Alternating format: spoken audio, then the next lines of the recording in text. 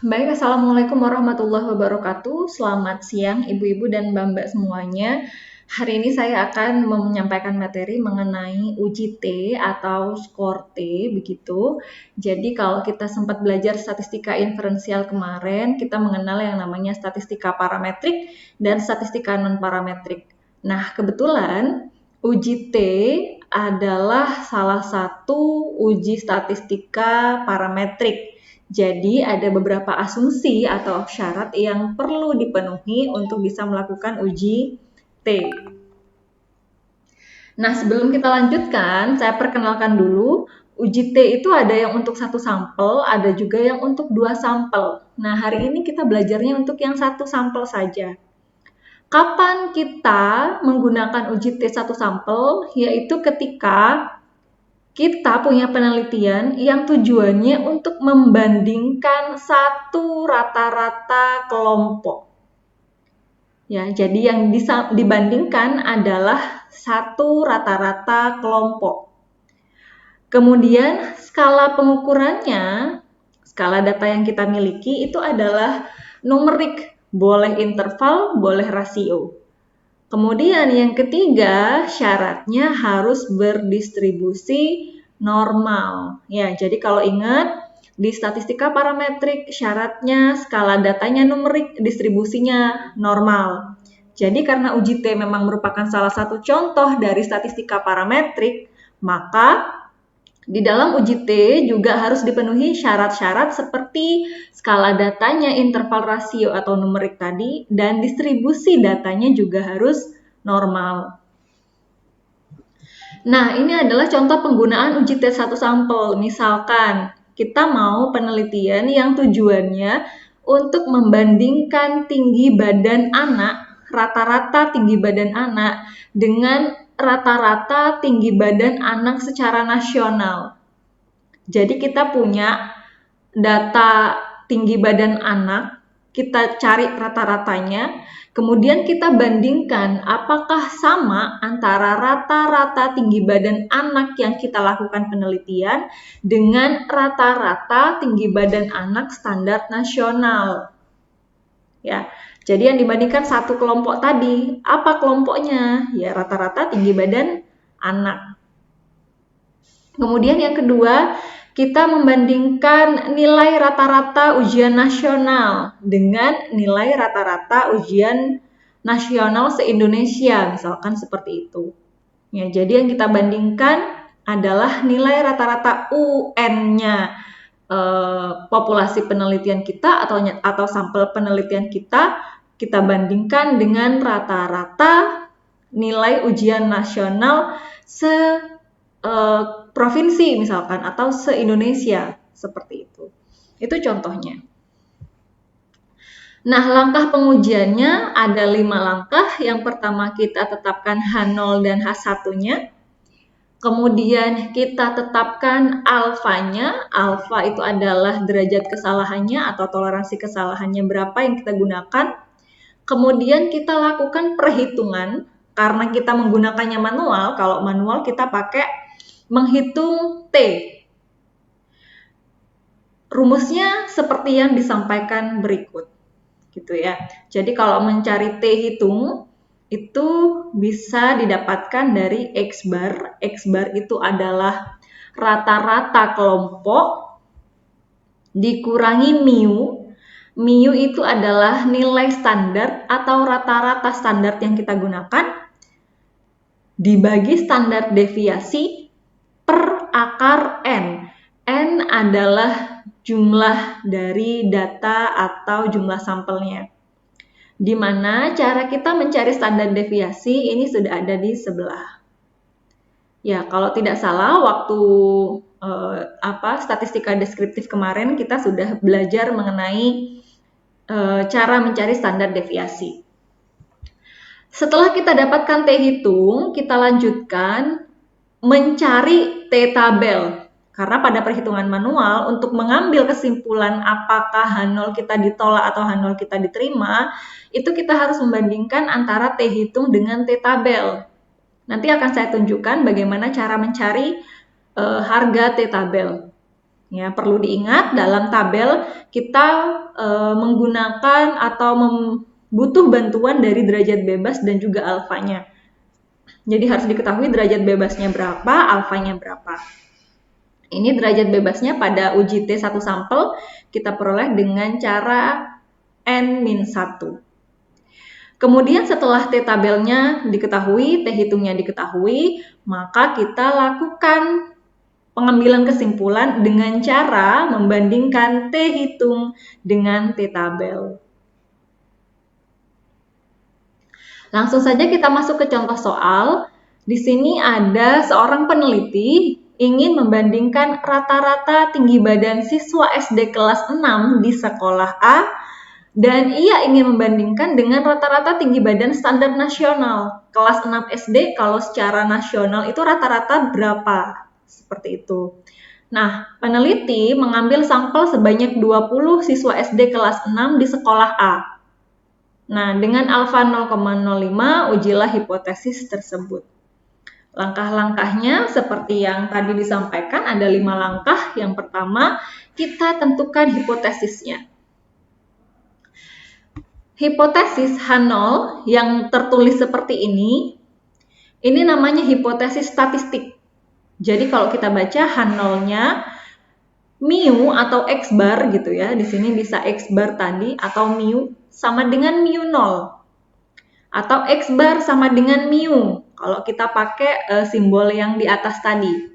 Artinya X bar nilai rata-rata kelompok penelitian kita itu sama dengan rata-rata standar nasionalnya karena tandanya di sini sama dengan. Kalau kita terjemahkan ke dalam hipotesis penelitian, bunyinya akan menjadi tidak ada perbedaan rata-rata tinggi badan siswa SD kelas 6 dengan rata-rata tinggi badan nasional.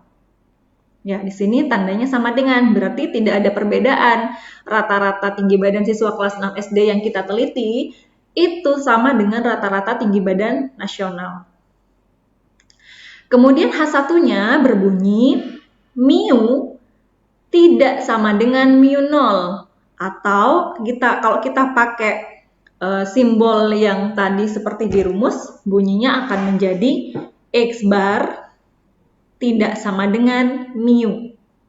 Ya, X bar itu adalah rata-rata kelompok yang kita teliti, sedangkan mu adalah rata-rata standar nasionalnya. Sehingga kalau kita terjemahkan ke dalam kalau kita terjemahkan ke dalam hipotesis penelitian, dia akan berbunyi ada perbedaan rata-rata tinggi badan siswa SD kelas 6 dengan rata-rata tinggi badan nasional. Karena di sini lambangnya tidak sama dengan. Kemudian yang kedua, kalau sudah kita tentukan hipotesisnya, kita tentukan titik kritisnya atau alfanya atau derajat kesalahannya berapa. Pada penelitian ini saya gunakan saja alfanya 5% atau 0,05. Nah, langkah ketiga adalah kita menghitung T atau kita mencari T hitung. Kalau diingat tadi, di sini contoh soalnya kurang ya. Jadi, misalkan menurut data nasional, standar tinggi badan anak SD kelas 6 itu adalah 127 cm. Jadi kita anggap mu-nya sama dengan 127. Mu sama dengan 127. Kalau kita balikan ke rumus yang tadi, ada X bar kurangi mu per standar deviasi bagi akar N. Jadi yang sudah kita ketahui adalah mu-nya. Mu kita ganti dengan 127. Nah, tadi peneliti tersebut, anggap saja saya, mau meneliti terhadap 20 orang anak SD kelas 6. Mau nyari tinggi badannya berapa sih anak SD kelas 6 ini? Apakah sama rata-rata dari 20 orang siswa yang jadi sampel saya? Rata-rata tinggi badannya sama nggak dengan rata-rata tinggi badan nasional? Jadi, saya sebagai peneliti mengukur tinggi badan pada 20 orang anak tersebut. Sehingga hasil penelitiannya bunyinya seperti ini. Saya sudah mendapatkan data 20 anak dengan tinggi badan masing-masing seperti ini. Anak pertama tinggi badannya 123. Saya lakukan pengukuran dengan menggunakan pengukur tinggi badan. Ketemu kalau responden nomor 1 atau anak nomor 1 tinggi badannya 123. Anak kedua 140. Anak ketiga 134 cm. Anak keempat 134 cm. Hingga anak ke-20 tinggi badannya 135. Nah, kemudian di sini saya butuh data X-bar. Apa artinya X-bar? Rata-rata dari data kelompok kita itu adalah X-bar. X-barnya, jadi saya cari rata-ratanya itu tinggi badannya anak 20 orang itu berapa sih rata-ratanya? Jadi saya cari, ternyata ketemu rata-ratanya 129,35. Dari mana saya dapat 129,35? Seperti biasa, kalau kita mencari rata-rata, tinggal kita jumlahkan saja nilainya. Kita jumlahkan semua nilainya, kemudian dibagi jumlah datanya ada berapa. Jadi kalau sudah saya jumlahkan semua datanya, saya bagi 20. Ketemulah 129,35. Sehingga pada perhitungan T hitung di sini, saya sudah menemukan X-barnya 129,35, kemudian dikurangi mu, standar nasionalnya, yaitu 127. Nah, yang di atas sudah kita dapatkan. Sekarang, tinggal kita mencari standar deviasi. Standar deviasi tidak ada, di data ini tidak ada. Maka kita harus menghitung. Standar deviasi itu bisa kita peroleh dengan cara menggunakan rumus akar sigma jumlah dari XI, nilai orang ke I dikurangi rata-rata I bagi dalam kurung kuadrat dibagi N-1. Perlu diperhatikan di sini ada kurungnya dulu. XI nilai orang ke I dikurangi rata-rata I-nya, kelompok I-nya. Jadi, kalau saya terjemahkan di sini, saya kerjakan terlebih dahulu ini. Nilai orangnya dikurangi nilai kelompok, nilai rata-rata kelompoknya.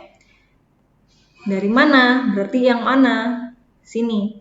Orang pertama yang tingginya 123, saya kurangkan dengan rata-rata kelompoknya. Berarti dikurangi 129,35. Hasilnya saya taruh di sini. Minus 6,35. Kemudian orang kedua juga begitu. Dikurangi dengan nilai rata-rata kelompoknya. 140 dikurangi 129,35. 10,65. Orang ketiga juga begitu, 134 dikurangi rata-ratanya 129,35. Dan seterusnya sampai orang ke-20, 135 dikurangi rata-rata tinggi badannya, 129,35 ketemu 5,65. Sudah, yang ini. Masing-masing nilai saya kurangkan dengan nilai rata-rata kelompoknya. Kemudian di sini ada kuadrat. Artinya, nilai yang tadi sudah saya dapatkan, sekarang saya harus kuadratkan. Minus 6,35 saya kuadratkan, hasilnya 40,32. 10,65 kuadrat, 113,42. 4,65 kuadrat, 21,62. Dan seterusnya sampai orang ke-20. Nah, sudah yang ini. Tinggal ada lagi sigma. Kalau sigma berarti saya menjumlahkan. Apa yang dijumlahkan? Ya hasil pengkuadratannya tadi.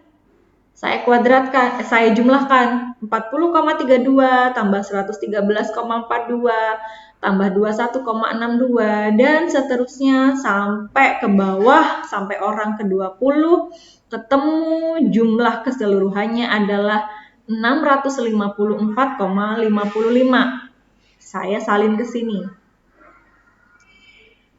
Dibagi N-nya, orangnya ada 20. N, 20 dikurangi 1, 19. Saya bagi dulu 654,55 dibagi 19, baru terakhir saya akarkan. Ketemu standar deviasinya 5,87. Nilai 5,87 ini kemudian saya salin ke rumus untuk mencari T hitung. Karena saya sudah menemukan berapa standar deviasi dari data yang saya miliki. 5,87 dibagi akar N. N-nya 20. Ya, 20. Sehingga tinggal kita lakukan perhitungan. 129,35 kurangi 127. Ketemu 2,35. Kemudian 5,87 dibagi akar 20. Akar 20 kalau tidak keliru 4,66666 sekian ya. Jadi 5,87 dibagi 4,666. Hasilnya 1,313. Kemudian kita bagi 2,35 bagi 1,313. Ketemu T hitungnya adalah 1,789. Itu adalah T hitung. Ya. Semoga tidak bingung ya, semoga bisa mengikuti alur dari perhitungannya. Kemudian, kalau sudah dapat T hitungnya, maka kita sekarang tugasnya adalah mencari harga T tabel. Ya. Yang namanya T tabel berarti harga T-nya kita peroleh dari tabel. Nah, kalau ibu sama mbak-mbaknya belum punya T tabel, silahkan bisa searching, browsing sekarang di Google. Ketik saja download T tabel. Maka akan keluar T tabel yang panjang sekali dan tampilannya akan seperti ini. Ini hanya 20 yang saya crop, tapi kalau misalkan kita mau menggunakan dB-nya atau derajat bebasnya banyak, masih ada sampai ke bawah ya. Nah, ini T tabel. Tadi T hitung sudah, sekarang kita cari T tabel. Tapi nyari T tabel kita harus pegang dua hal.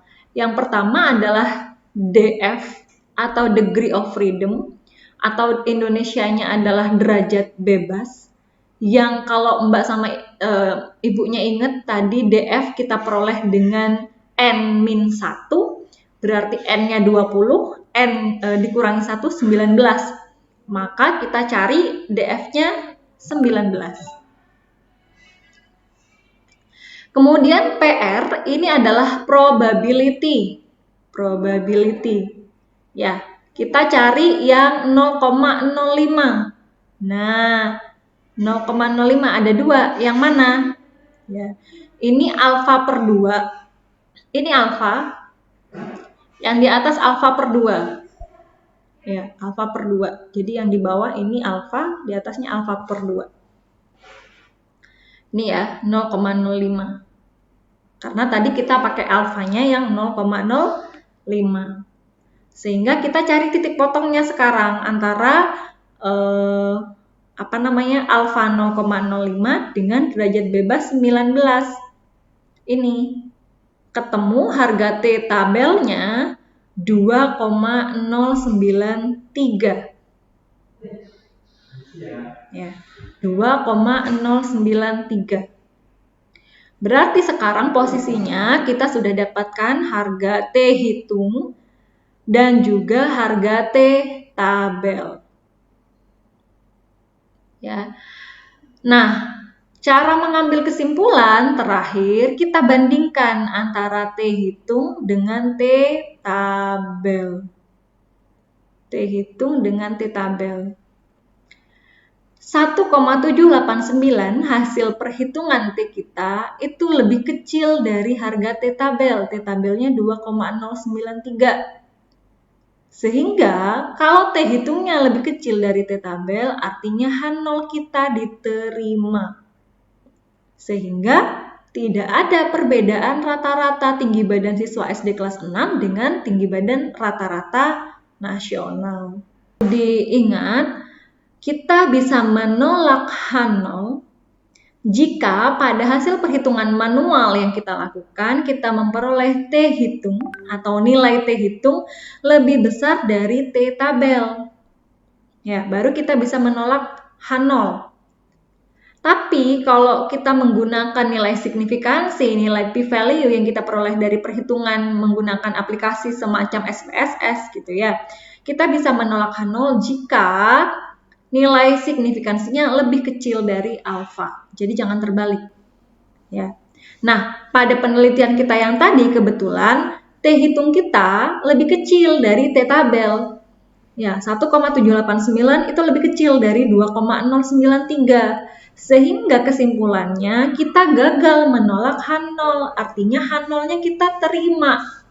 Sehingga kesimpulannya kalau ditanya bagaimana kesimpulan penelitian kita, artinya nggak ada bedanya rata-rata tinggi badan siswa SD kelas 6 dengan rata-rata nasional.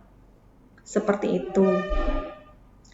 Baik, itu saja mungkin yang bisa saya sampaikan. Kurang lebihnya saya mohon maaf. Jika ada pertanyaan silahkan kumpulkan ke PCMK. Nanti saya coba bahas satu persatu.